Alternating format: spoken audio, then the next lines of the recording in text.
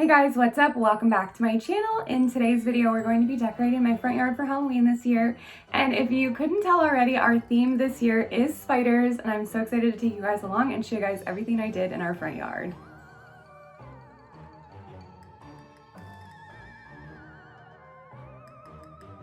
Here are some of the decorations we used in our front yard this year. We tried to keep it as budget friendly as possible because the weather this October has been nothing but rain.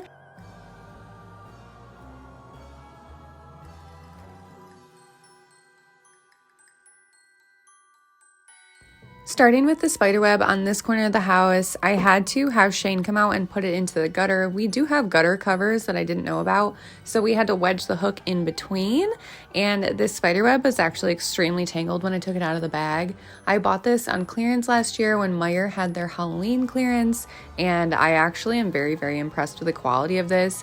This is huge, and I got it for a great deal. This spiderweb actually glows in the dark, so it's really cool to see at night as well. Before I started filming, I went through and I pre-made all of these lawn spiders. It's literally just a garbage bag with little green glowing eyes on it, and then you fill it with leaves, and then you can stake it into the ground. And then here you'll see me just sweeping off our front porch. I'm really hoping one day in the future we can change the color of our siding. This was my grandparents' house, so this was the color that my grandma originally picked. Not my first choice. I'm not a huge fan of the beige and green. I would really like it to be black and white with more of a modern touch on it. But here you'll see me placing my skeleton, and yes, he does have a mustache. The kids always love him, and he's such a big hit every year.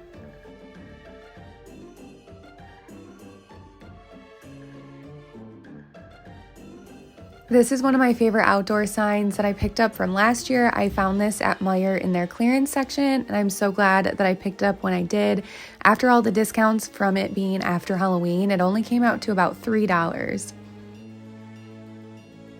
After I finished working on our front porch, I decided to lay more garden spiders out in the yard. I had to stake down each individual leg, and I went through a ton of these garden staples. So if you plan on doing any of these in the future, make sure you have a ton of them on hand. Okay, this is called beef cloth. Comes in a big, huge roll like this, and this is what I'm going to use to make the spider webs. So this end I'm going to attach to like the corner of the house right there above our little Christmas tree. Then I'm going to put another one over there, and then we're also going to put one on the tree. And then once you get this hung and staked, that's when you like create all the holes in it, which gives it like that spider web effect. I will link this down below. It was actually pretty decently priced for the amount that you get in this roll. And again, this is called beef cloth. I originally saw this idea on Pinterest, and I had used the link to order this beef cloth. I've never worked with this medium before.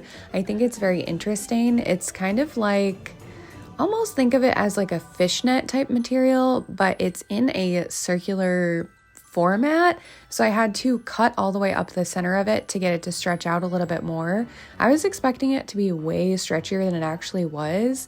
And in the photos that I seen on Pinterest, it looked like it covered a lot more ground than it actually did in person.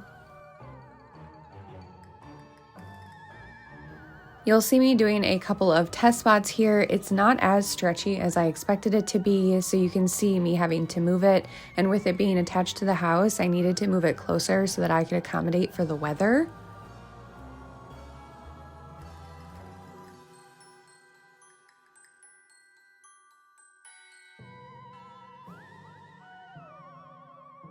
Once you go through and get this stuff staked down, you're going to go through and take your scissors and just start creating little holes in the fabric. And this fabric does run very easily, as you can see in the video here. I would suggest making the holes a little bit bigger than I did though. I think it would give it more of a spider web effect. I repeated this process all over the yard until I felt like it looked full enough, and then I added my spiders around the spider webs. Basically, the entire time I was setting up this front yard, I was battling the weather nonstop. One second, I was in a t-shirt and I was sweating, and the next second, it was raining outside and freezing. So really, there was a few things that I wanted to get done that I just did not have time for. After adding even more cobwebs and spiders, this is the end result.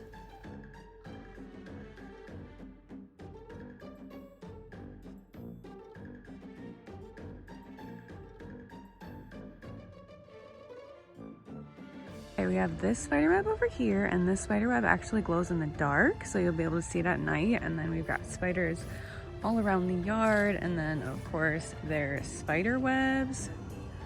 And then the big spider right in the middle of the house, I added some of the spider webbing on the trees.